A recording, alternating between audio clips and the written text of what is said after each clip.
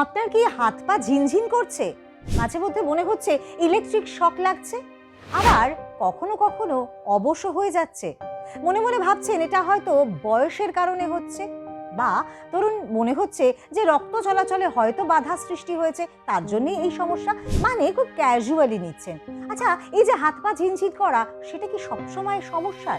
এটুকুনি কিন্তু বলতে পারি যে দীর্ঘদিন ধরে যদি হাত পা ঝিনঝিন করা বা অবশ হয়ে যাওয়ার মতো সমস্যা থাকে, আজই সতর্ক হন, কারণ সেটা কিন্তু কোনো বড় রোগের ইঙ্গিত হতেই পারে। কেন হয় এই হাত পা ঝিনঝিন করা? কেনই বা এরকম ইলেকট্রিক শক লাগে? কেনই বা অবশ হয়ে যায় মাঝে মধ্যেই আপনার হাত পা? কি কারণে হয়? কখন যাবেন চিকিৎসকের কাছে? কি করণীয়?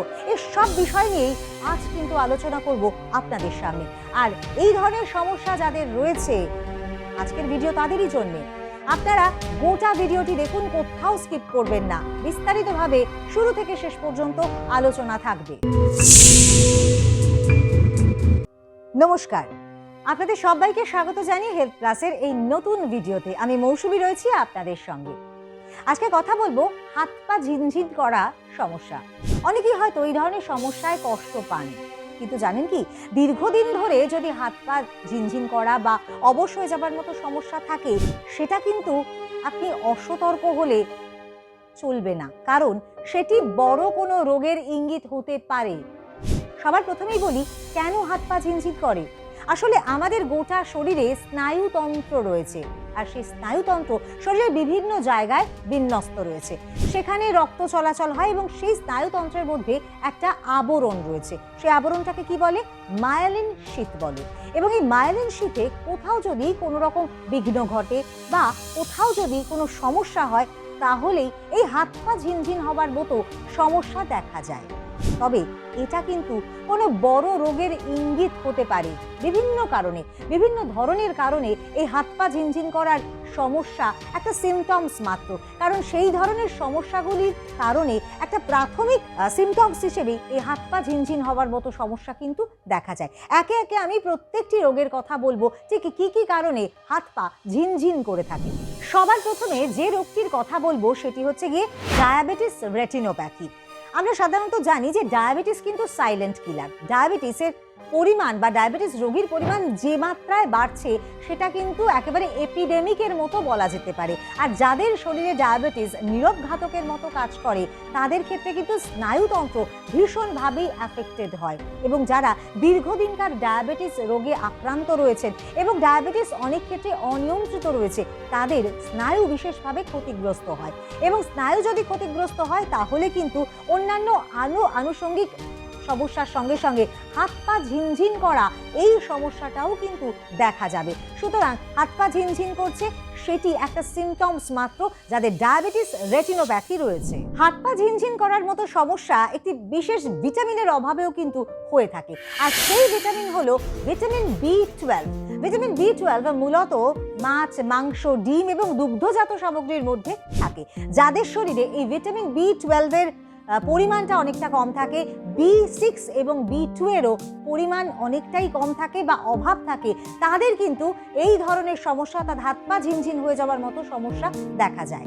B6 এবং B1 এই দুটি ভিটামিনের অভাবেও এই ধরনের সমস্যা দেখা দিতে পারে। যাদের হাইপোথাইরয়েডিজম রয়েছে, অর্থাৎ যাদের থাইরয়েড হরমোনের নিঃসরণ কম, তাদের কিন্তু এই ধরনের সমস্যা হয়ে থাকে, কারণ তাদের শরীরে জল জমতে পারে এবং অতিরিক্ত জল কিন্তু কারণ হতে পারে স্নায়ুর ওপরে চাপের। আর স্নায়ুর ওপরে যদি অতিরিক্ত চাপ পড়ে, তাহলে হাত পা ঝিনঝিন করা খুব স্বাভাবিক, এবং সেটি হয়ে থাকে হাইপোথাইরয়েডিজমের ক্ষেত্রে।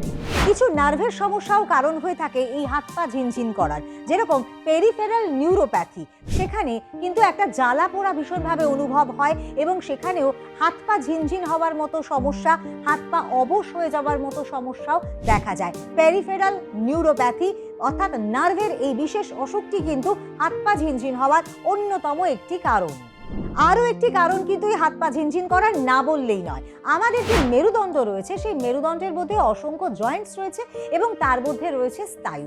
কিন্তু ধরুন আপনার এই মেরুদণ্ডের যে হাড়, সেই হাড়ের মধ্যে থাকা স্নায়ুর ক্ষেত্রে যদি হাড় একটু বেড়ে যায় তাহলে কিন্তু স্নায়ুর ওপর চাপ সৃষ্টি করে, আর চাপ সৃষ্টি করা মানেই সেটা কিন্তু এই ঝিনঝিন হওয়ার মতো সমস্যা তৈরি হতে পারে। এবং অনেক সময় কোমর থেকে নিচের দিকে সায়াটিকার পেইনও কিন্তু এই সময় হয়ে থাকে এবং সবটাই কিন্তু নার্ভজনিত সমস্যা। সুতরাং ঝিনঝিন করা হাত পা এটা একটা বিশেষ তার কারণ বলা যেতে পারে এই ধরনের বিশেষ চাপ বা প্রেশার। শুধুমাত্র দেখুন হাত পা নয়, শরীরের ভেতরেও কিন্তু অটোনমিক নিউরোপ্যাথির কারণেও হাত পা ঝিনঝিন হওয়ার পাশাপাশি শরীরের ভিতরের যে বিভিন্ন রকম স্নায়ুতন্ত্র সেটা এফেক্টেড হয় এবং তাতে করেও আমাদের সমস্যা হতে পারে হাত পা ঝিনঝিন করা বা শরীরের ভেতরে অবশ হয়ে যাওয়ার মতো সমস্যাটাও অনেকটা বাড়ে। অর্থাৎ অটোনমিক নিউরোপ্যাথি এর অন্যতম কারণ। আর এক্ষেত্রে হঠাৎ প্রেশার কমে যাওয়া এবং মাথা ঘোরার মতো সমস্যাও দেখা যায়। সুতরাং বুঝতেই পারলেন যে হাত পা ঝিনঝিন করা শুধুমাত্র একটা লক্ষণ নয়, এর পেছনে লুকিয়ে রয়েছে অনেক শারীরিক অসুস্থতা। এবং যখন আপনি দেখছেন যে আপনার এই হাত পা ঝিনঝিন হওয়াটা শুধুমাত্র একদিন বা দুদিনের ব্যাপার নয়, সেটা কিন্তু একটা দীর্ঘ সময় ধরে আপনাকে কষ্ট দিচ্ছে, তাহলে অবশ্যই আপনাকে চিকিৎসকের কাছে যেতে হবে।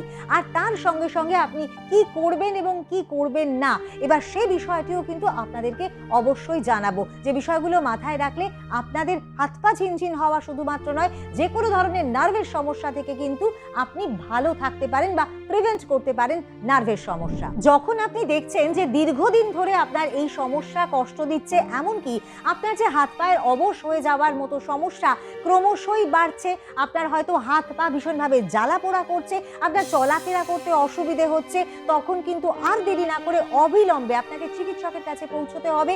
কারণ এই ধরনের সমস্যা তখন শুধুমাত্র চিকিৎসক ছাড়া আর কেউ ভালো করতে পারবেন না।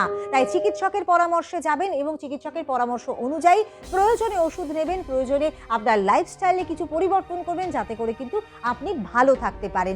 কি করবেন আপনারা যাদের এই ধরনের নার্ভের সমস্যা রয়েছে বা হাত পা ঝিনঝিন করার মতো সমস্যা রয়েছে, তাদের অবশ্যই সবার প্রথমেই নজর দিতে হবে ডায়েটের দিকে। আপনার যে ডেফিসিয়েন্সি রয়েছে, অর্থাৎ শুরুতেই বলেছিলাম কারণগুলোর মধ্যে অন্যতম একটি কারণ ভিটামিন B12 এর কিন্তু অভাবের কারণেই হাত পা ঝিনঝিন হওয়ার মতো সমস্যা হয়। তাই আপনার খাবারের মধ্যে ভিটামিন B12 রয়েছে এমন জিনিস কিন্তু সংযোজন করতে হবে, অর্থাৎ মাছ, মাংস, ডিম, তার সঙ্গে দুগ্ধজাত সামগ্রী, তার সঙ্গে কিন্তু দানা শস্য, সবজি ইত্যাদি সমস্তটাই কিন্তু আপনার খাদ্য তালিকায় অন্তর্ভুক্ত করতে হবে। তবে সবটাই আপনি চিকিৎসকের পরামর্শ অনুযায়ী করবেন, এমনটাই কিন্তু বাঞ্ছনীয়। প্রয়োজন অনুযায়ী কিন্তু আপনাকে জল রাখতে হবে, কারণ জল আপনার শরীরে ইলেকট্রোলাইটসের ব্যালেন্সকে খুব সুন্দরভাবে রক্ষা করে। যদি জলের অভাব হয় তাহলে কিন্তু এই ধরনের নার্ভের সমস্যা অনেকটাই বাড়তে পারে।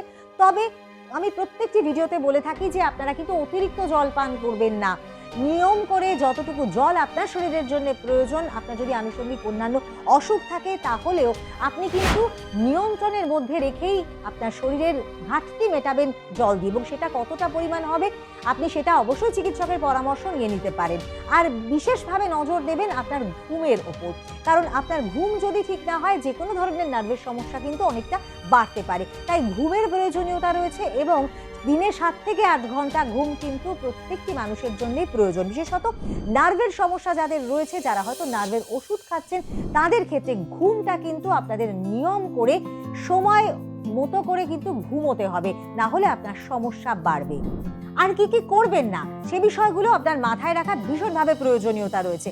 নেশা দ্রব্য গ্রহণ করবেন না, কারণ সেটি আমাদের শরীরে রক্ত চলাচলের রাস্তাকে কিন্তু বন্ধ করে দেয়, তার ফলে সমস্যা অনেকটাই বাড়ে, বিশেষত নার্ভের সমস্যা। আর নেশা দ্রব্যের কারণে হার্টের সমস্যা, কিডনির সমস্যা, ডায়াবেটিসের সমস্যা সবটাই বাড়ে। নার্ভের সমস্যাও কিন্তু এক্ষেত্রে ব্যতিক্রম নয়। তাই নেশা জাতীয় জিনিসকে কিন্তু আপনি বর্জন করবেন, আপনার ভালো থাকার জন্য, আপনার সুস্থতার জন্য। অনেকেই নানান ধরনের ওষুধের সাপ্লিমেন্ট নিয়ে থাকেন। বারবার করে কথা বলে থাকি যে যে ধরনের আপনার ভিটামিন ডেফিসিয়েন্সি রয়েছে, সেটা যদি আপনি খাদ্য খাবার থেকে পেয়ে থাকেন সেটাই সবচাইতে ভালো।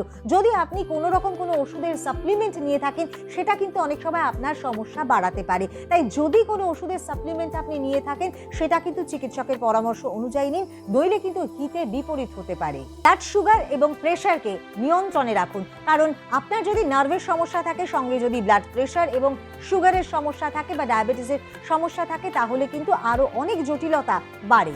মাসে একবার করে অন্তত চিকিৎসকের কাছে যান, চিকিৎসকের পরামর্শ নিন, কারণ স্বাস্থ্য পরীক্ষা করাটা কিন্তু ভীষণভাবেই প্রয়োজনীয়। জল পান করুন, মানসিক চাপ মুক্ত থাকুন, কারণ নার্ভের সমস্যা কিন্তু মানসিক চাপ থাকলে অনেকটাই বাড়ে। আর ব্যালেন্সড ডায়েট অবশ্যই আপনি মেনটেন করুন, সেটাও কিন্তু আপনার যে কোনো ধরনের শারীরিক অসুস্থতার ক্ষেত্রে যেমন ভালো, নার্ভের অসুস্থতার ক্ষেত্রেও কিন্তু ভীষণভাবেই ভালো। সবার শেষে কথাই বলতে চাইবো, আপনার নার্ভ ভালো থাকবে তাহলে আপনার জীবনটাও কিন্তু অনেকটাই সুস্থ থাকবে, সুন্দর থাকবে। যদি আপনার কোনো রকম কোনো সংকেত শরীরে দেখা যায়, কোনো রকম শারীরিক অসুস্থতা, তাহলে সেটাকে অবহেলা নয়, চিকিৎসকের কাছে যান, চিকিৎসকের পরামর্শ অনুযায়ী ভালো থাকুন, সুস্থ থাকুন। আর আপনাদের মধ্যে সচেতনতা তৈরি করবার জন্য আমাদের প্রয়াস হেলথ প্লাসের এক একটি ভিডিও। সাবস্ক্রাইব করেছেন তো? যদি না করে থাকেন খুব তাড়াতাড়ি সাবস্ক্রাইব করে ফেলুন, আর প্রত্যেকটি ভিডিওতে কমেন্ট করে কিন্তু আপনাদের মতামত জানাতে একদম ভুল করবেন না। আজকের মতো ভিডিও এখানেই শেষ করছি। আশা করি আজকের ভিডিও আপনাদের জন্য উপকারী হবে। নমস্কার।